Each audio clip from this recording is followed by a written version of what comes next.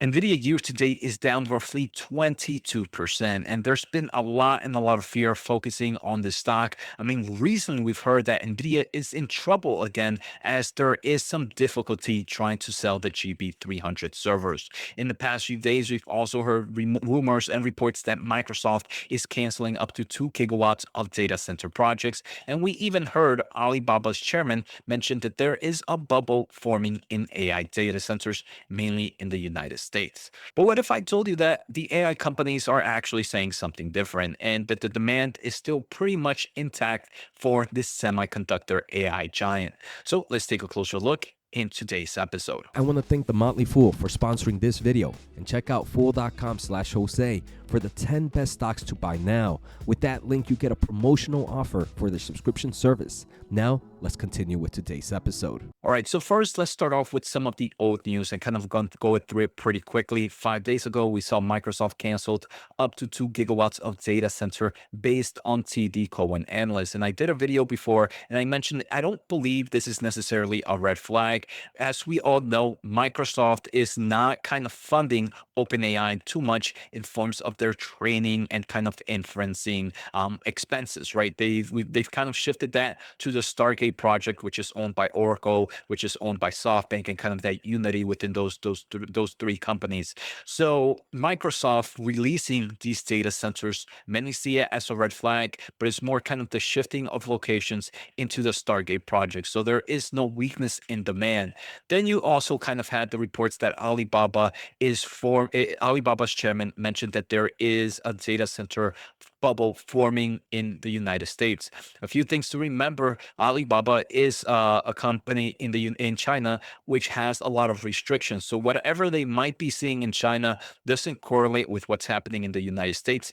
Two different, completely places in the world. One of them is limited to the type of AI technology. So maybe in China, because there's not that much room for innovation with next generation chips, then there might be an AI bubble. But here in the United States, you have the ability to go from the Hopper to the Blackwell with massive performance gains, and there is a true need for that. And actually, before we go any further, I do want you to check out my free daily semiconductor newsletter if you want to learn about the semiconductor market. My videos here normally focus on popular companies, but if you want to learn about individual companies and all types of companies in the semiconductor space, check out whatthechiphappened.com. The link is down below, and it is completely free daily semiconductor news. Now, you have heard a lot from these analysts and these chairmen in a different part of the world, kind of feeding this AI bubble drama and this AI bubble story that, in my opinion, isn't really happening right now. On March 27th, Sam Altman, the CEO of OpenAI, mentioned that their GPUs are melting as they are as they introduced this new form of AI imaging solution. They're even going to introduce some rate limits to help kind of make this more efficiency. But pretty much Sam Altman is saying that they don't have enough capacity, enough AI chips. We see Grok on March 29. Grok is seeing high usage across the world, and we're working hard to scale the GPUs up to meet the demand. You might see some temporary issues as we scale. Another AI company completely different from OpenAI, completely different leadership styles, completely kind of different focus, saying the same thing. Then we even have a big Google company with their AI play, the DeepMind, mentions that TPUs are running hot and we want to get our most intelligent model into more people. So their TPUs are running hot, pretty much again indicating and showcasing that capacity constraint, and there's not enough GPUs going around. So if you were Nvidia person, not even, let's say, not an Nvidia bull or Nvidia bear, who would you most likely believe, right? Obviously, the bulls are going to believe more the AI companies that are running this on a daily basis and that are truly seeing the true amount of computational power that they need. Or are we going to believe the analysts that are trying to make hypothesis thesis? Or are we going to believe the CEO that's in another part of the world that has maybe some reasons to say what he has to say, right? So overall, I personally would believe more of these AI companies. And again, I showed 3 leading AI companies, not just one. I showed OpenAI, Grok, and Google. Now, most recently, this is as soon as today on April 1st, 2025, Sam Altman posted We are getting things under control, but you should expect new releases from OpenAI to be delayed, stuff to break, and for services to sometimes be slow as we deal with capacity challenges. So, perfect example here that's pretty much showcasing the one that's going to win this AI market right now is the one who has the most GPU capacity. And this is the AI race that continues to go on. We're seeing this battle between all these top players, and all these top players are going to want to win, and they're going to continue to buy AI GPUs. So, where is the bubble happening right now? If these companies need it not only to serve their customers, but to be able to produce new products as well. Sam Altman even doubled down and said that he's working as fast as they can to really get stuff humming. If anyone has GPU capacity of 100,000 chunks, we can get ASAP. Please call. And this is what we're talking. We're not talking about a few thousand GPUs, a few Blackwells here and there. We're talking about 100,000 clusters. That's a heck lot of GPUs and a lot of revenue for Nvidia. So right off the bat, we can see that the AI market is still kicking just fine. And from what I'm seeing, there's no oversupply issue.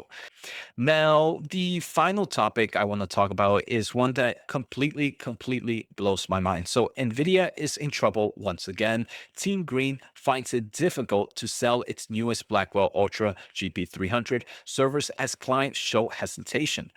Based on some kind of Chinese CTE newsletter, it seems that major cloud service providers like Microsoft and others are reportedly ditching the GP300 orders, given that not only are they not satisfied with the previous generations, but companies are looking toward more mature solutions for NVIDIA.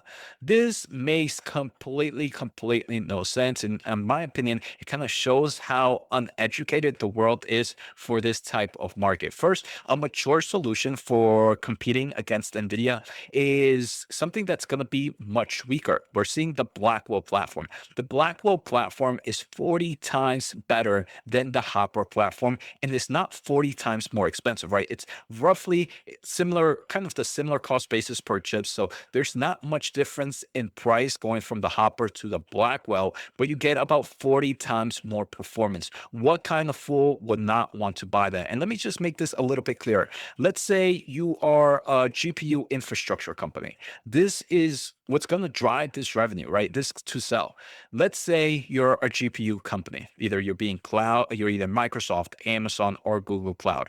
Let's say all three of you are purchasing NVIDIA GPUs. All of you have the best of the best product, right? You have the one that is able to drive revenue into your cloud business, your efficiencies, your improvements, be able to do things a lot faster. Let's say you start to say, you know what, I'm going to slow. Let's say you're Microsoft and Microsoft says, I'm going to slow down in purchasing GB300s because I'm fine with the Hopper. The Hopper is 40 times slower than the GB200, and it's much times slower than the GB300. If one of these cloud providers does that, I personally would sell that cloud service provider because eventually they're going to start losing market share. Here, the company who has the best cloud solution is the one that's going to win the most market share. Right now, all three players are playing the same game. They all have that same kind of product. So they're all kind of getting split up between them. Obviously, we have market leaders here and there, but in forms of the AI infrastructure, it's all about capacity. If one of those players stops investing in the next generation and lets the other players buy even more and more, that would be a destruction of that business. And here in the GPU business, I just want to make this final point. It's not like the CPU space where you buy one product now and then you can wait a few generations before buying another product because there's minimal gains, right?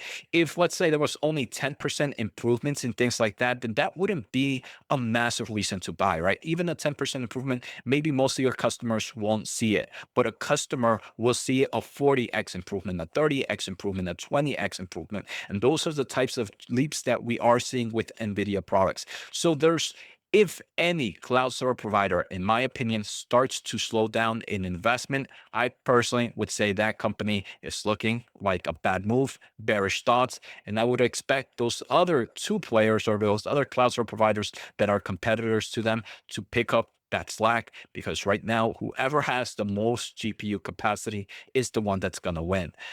So let me know what are your thoughts below. Take care, have a good day, and see you all next time.